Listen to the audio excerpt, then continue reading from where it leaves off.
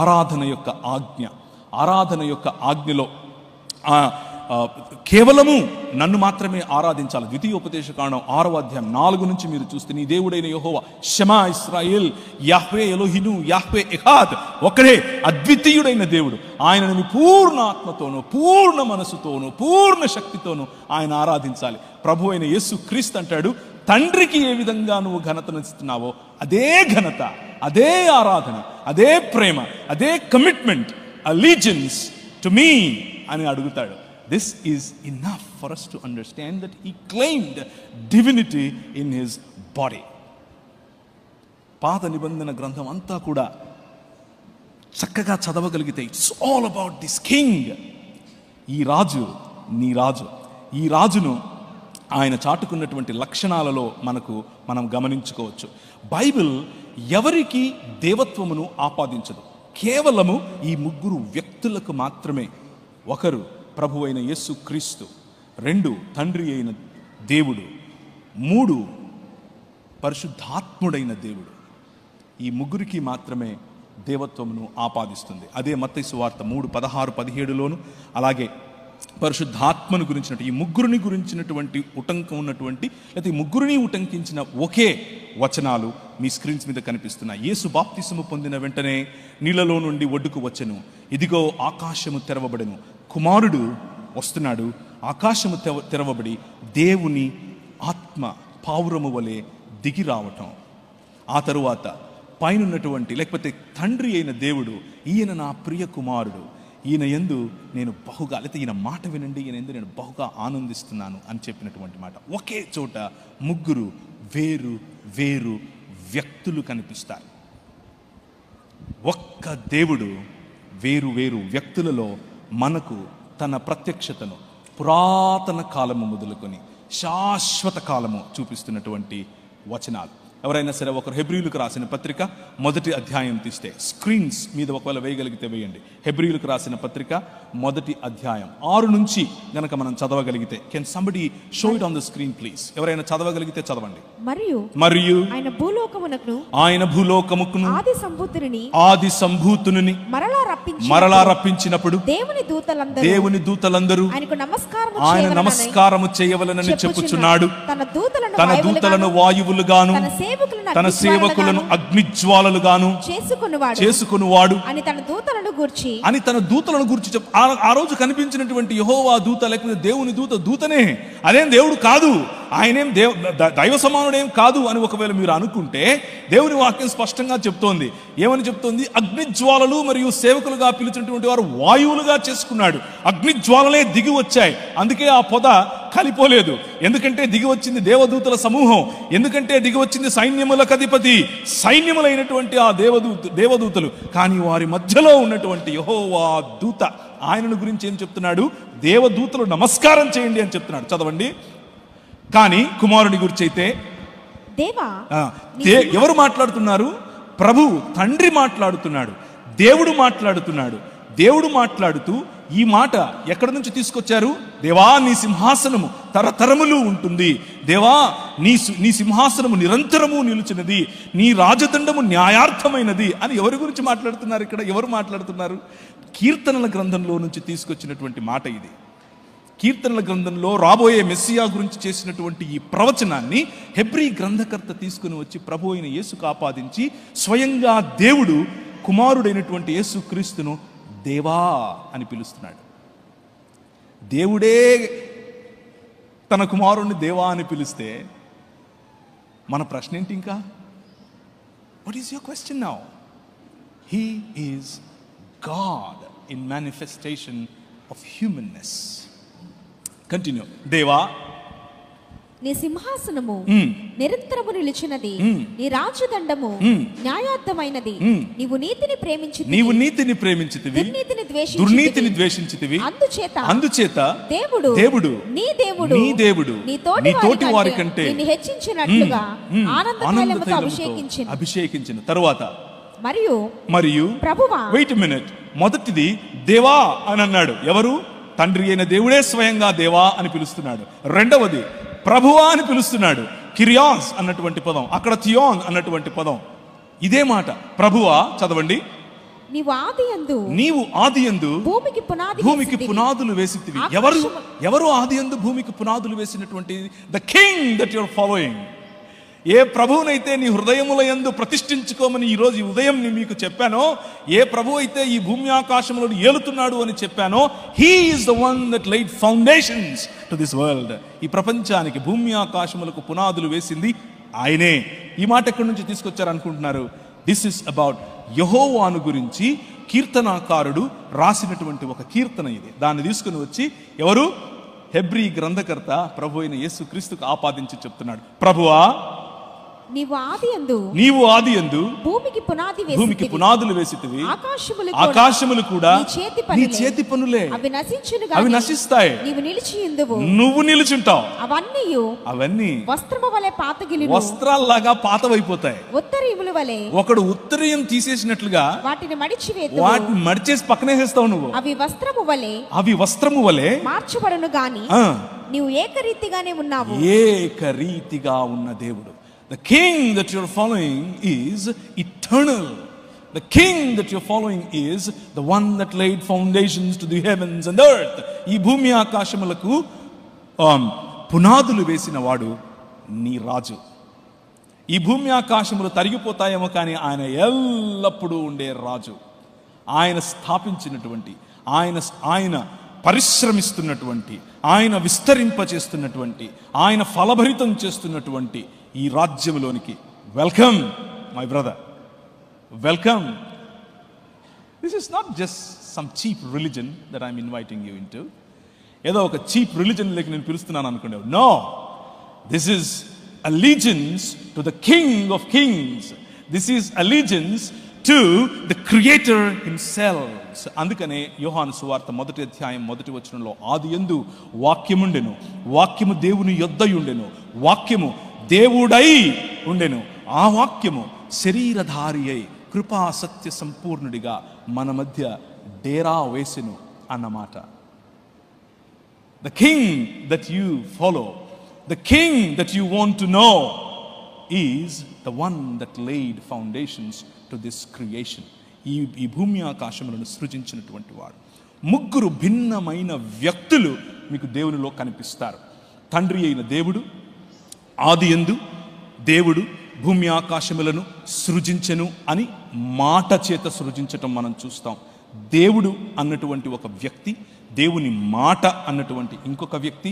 అప్పుడు జలముల పైన ఆత్మ అల్లాడుచుండెను అన్నప్పుడు వ్రాయబడినటువంటి మాటను పొదుగుచుండెను అని కూడా మనం అర్థం చేసుకోవచ్చు.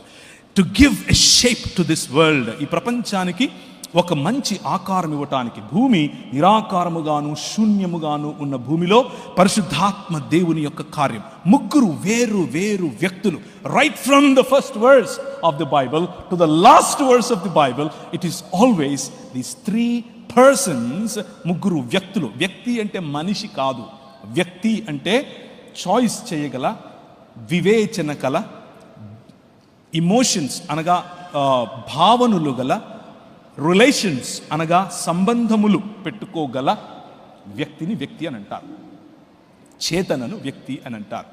So God exists in 3 persons.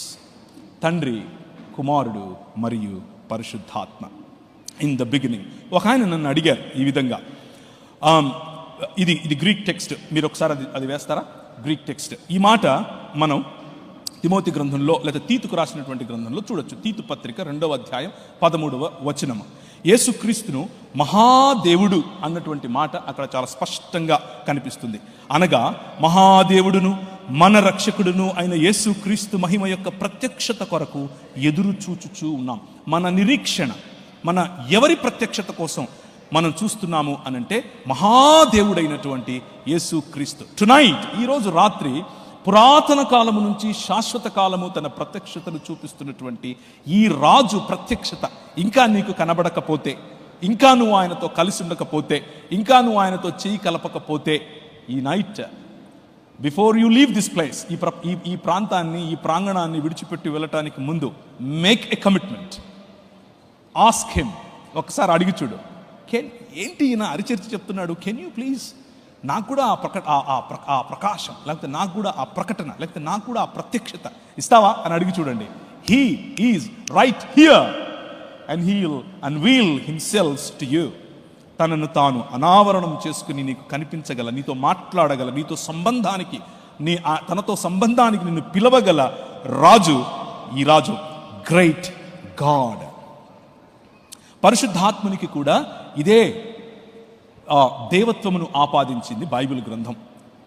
14వ అధ్యాయం యోహాను సువార్త, 16వ అధ్యాయం యోహాను సువార్తల్లో పరిశుద్ధాత్ముడు దాన్ని ఏమంటారు, మనతో ఎల్లప్పుడూ ఉండటానికి రావటం, సర్వసత్యములోనికి నడిపిస్తాడని చెప్పటం, మనతో ఉండగలడు అని చెబుతూ దేవునికి ఉండేటటువంటి గుణాలు, సర్వశ్రేష్టమైన గుణాలు, అన్నీ చేయగల, అన్ని చోట్ల ఉండగల, అందరూ ప్రార్థనలు వినగల, ఒకే చోట ఒకే సమయంలో అన్ని దేశాల్లో ఉండగల దేవత్వమును కేవలము పరిశుద్ధాత్మకు ఆపాదించారు Bible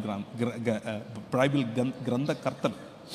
so there are 3 persons, 3 వ్యక్తులకు బైబిల్ గ్రంథం దేవత్వమును ఆపాదించింది. మొదటిది తండ్రి అయిన దేవుడు, రెండవది కుమారుడైన దేవుడు, మూడవది పరిశుద్ధాత్ముడైన దేవుడు.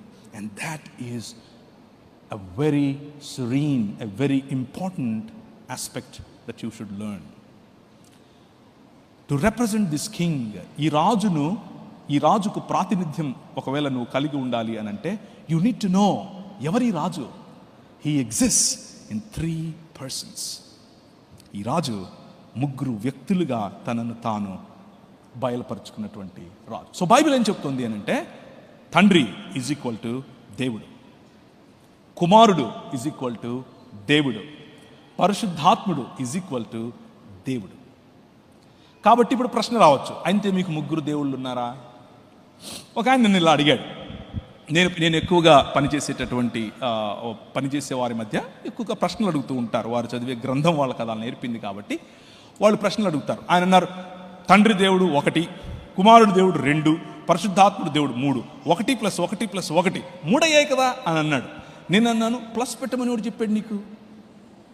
కూడికలు చేయమని ఎవడు చెప్పాడు నీకు? నేను చెప్పానా? 1 × 1 × 1 చేయి అన్నాను. 1 వచ్చింది కదా అంటున్నాడు. సో దేవుడు అనేటటువంటి కాన్సెప్ట్ను మ్యాథమెటిక్స్ అనే కాన్సెప్ట్లోకి you cannot reduce it. If you still want to add, not multiply, అడిషనే చేస్తాను అనంటే దేవుడు అనంతుడు. Why don't you add infinity plus infinity plus infinity అన్నారు. ఏమొచ్చింది అంటే ఇన్ఫినిటీ అన్నాడు. అయిపోయిందా అని అడిగారు. Our God, He reveals Himself in 3 persons, but He is one God. మీకు స్క్రీన్ మీద కనిపిస్తున్నటువంటి ఈ బొమ్మ మన దేవుడు కాదు. ఈ బొమ్మకు టెంకాయలు కొట్టేసి లేకపోతే ఊదుబత్తిలు అంటించేసి చేయబాకండి. That is not the purpose. మనం అక్షరాలతో ఈ విధంగా దేవుడు అని రాసే ప్రయత్నం చేస్తామో అలాగే ఒక పిక్టోరియల్ రిప్రజెంటేషన్లో మీ ముందు అది పెట్టాను. తండ్రి ఈజ్ దేవుడు, కుమారుడు ఈజ్ దేవుడు, పరిశుద్ధాత్ముడు ఈజ్ దేవుడు. బట్ తండ్రి ఈజ్ నాట్ కుమారుడు, కుమారుడు ఈజ్ నాట్ హోలీ స్పిరిట్, పరిశుద్ధాత్ముడు ఈజ్ నాట్ ద ఫాదర్. ఈ క్లారిటీ మీకుంటే చాలు. That's all you need to know. And you will understand that He exists as a community. He exists as a family. The closest example that God gave to human beings about Himself is, చాలా దగ్గరగా ఉన్నటువంటి ఒకే ఒక example. కొంతమంది చెప్తూ ఉంటారు, నీళ్లు ఒక ఎగ్జాంపులే. నీళ్లు ఫ్రిడ్జ్లో పెడితే ఐస్ గడ్డ అవుతుంది, పొయ్యి మీద పెడితే ఏమవుద్ది? ఆవిరవుతుంది. చూసారా? No, that's not close at all. ఒకే సమయంలో నీళ్లు ఐస్ గడ్డలు మరియు ఆవిరి ఉంటుందా? ఉండదు.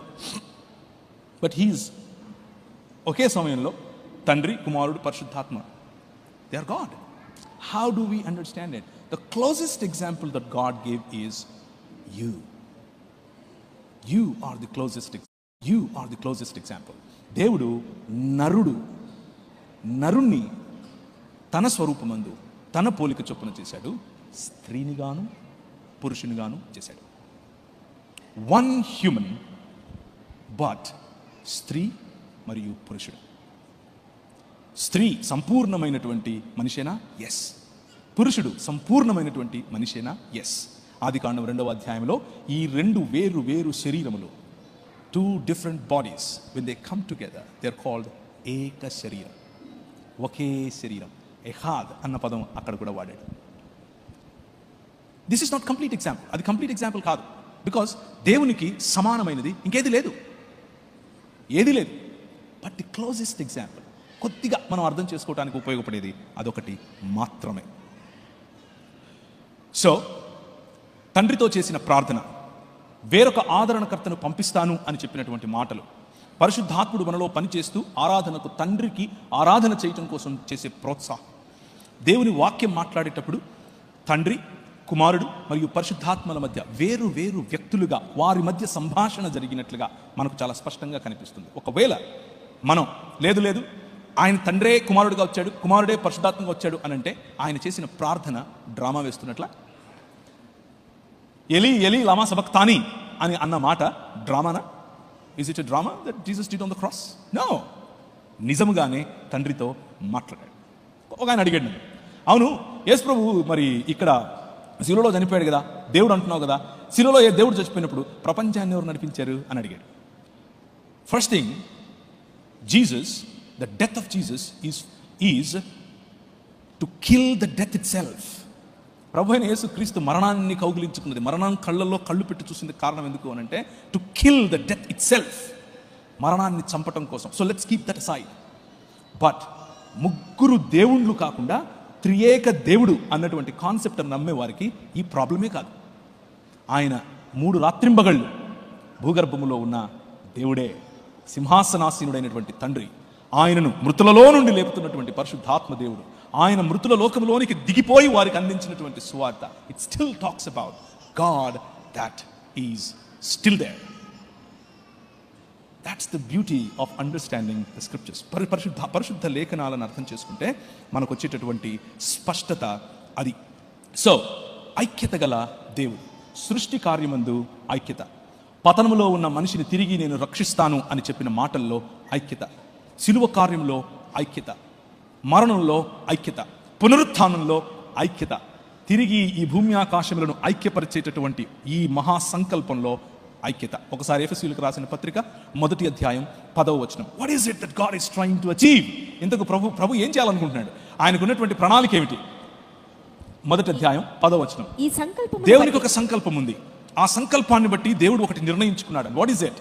ఆయన పరలోకమందున్నవే గాని భూమి మీద ఉన్నవే గాని సమస్తమును క్రీస్తునందు ఏకముగా సమకూర్చవలెనని తనలో తాను నిర్ణయించుకొనెను. ది డెసిషన్ ఆఫ్ గాడ్, దేవుని యొక్క నిర్ణాయక చిత్తం ఏమిటి అని అంటే it is not about picking some people here and there, కొంతమందిని అక్కడక్కడ ఏరుకుని వేరే లోకంలోకి వెళ్ళిపోవడం కాదు. That is not what his desire is. His desire is భూమి ఆకాశములను ఐక్యపరచటం, to bring heavens and the earth together.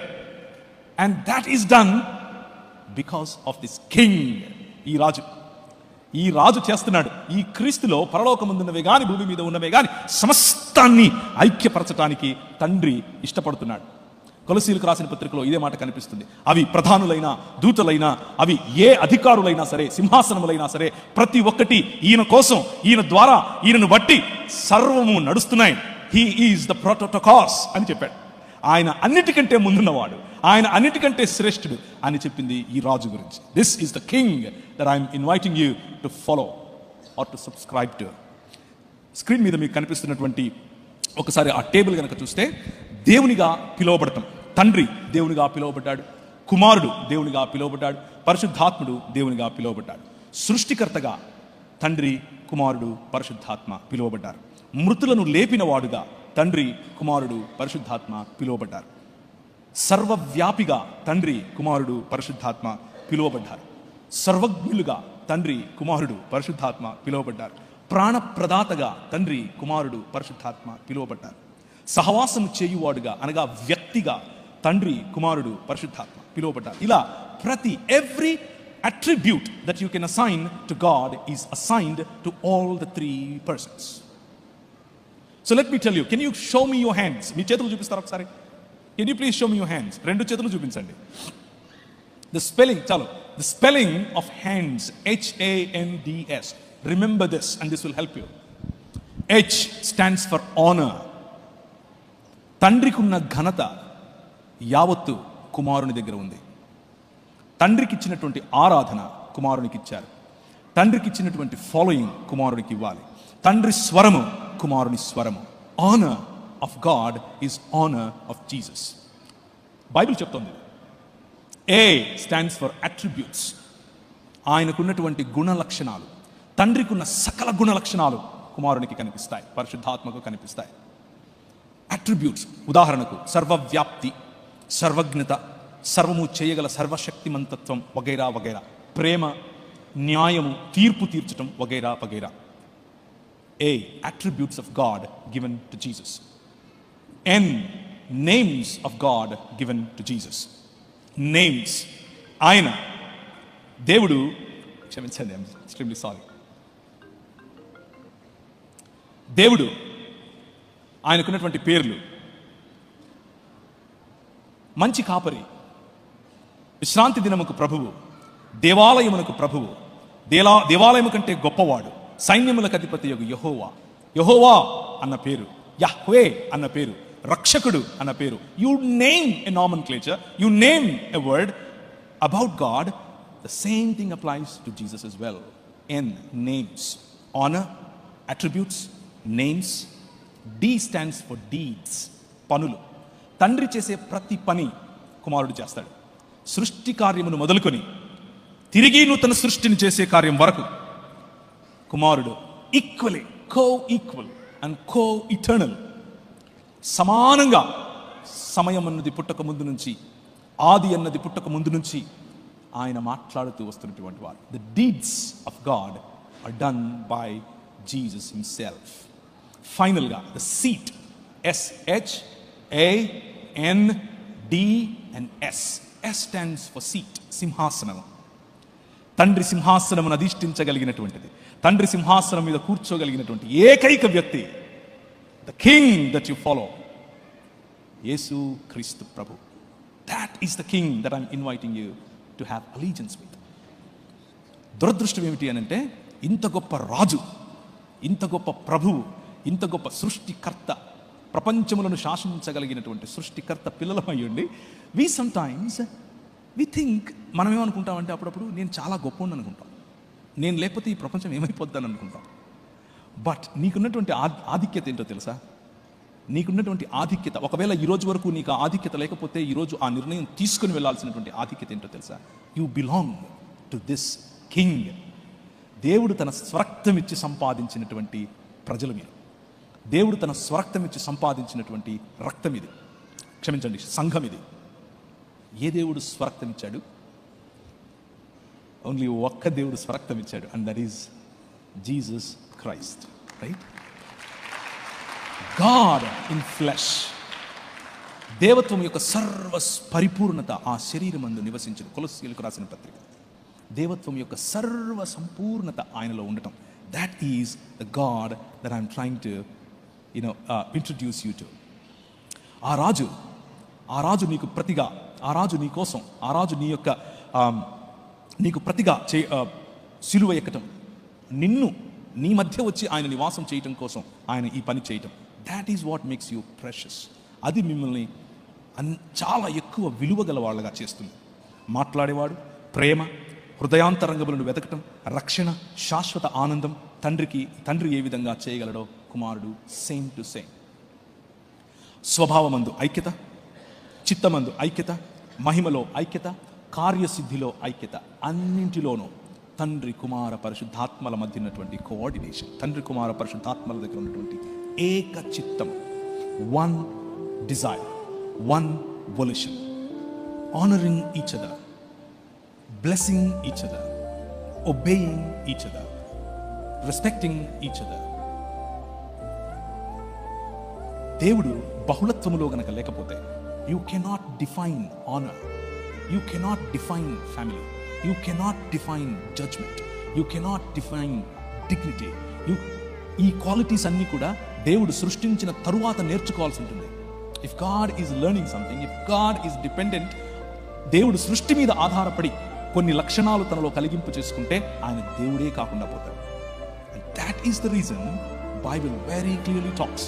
Bible చాలా స్పష్టంగా చెప్తుంది, మన దేవుడు, మనము అనుసరించే దేవుడు, ఈయన గొప్ప రాజు, ఈయన త్రిత్వమై ఉన్నాడు.